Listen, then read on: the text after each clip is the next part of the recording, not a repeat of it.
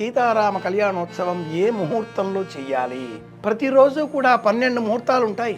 ఈ 12 ముహూర్తాలకు లగ్నాలు అని పేరు.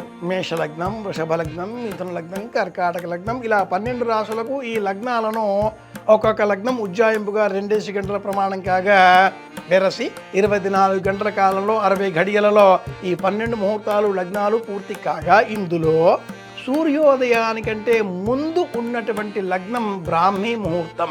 సూర్యోదయం అయిన లగ్నానికి 4వ లగ్నం అభిజిత్ లగ్నం, అభిజిన్ ముహూర్తం. సూర్యాస్తమయం అవుతున్నటువంటి లగ్నం సూర్యాస్తమయ ముహూర్తం, అది గోధూళికా ముహూర్తం.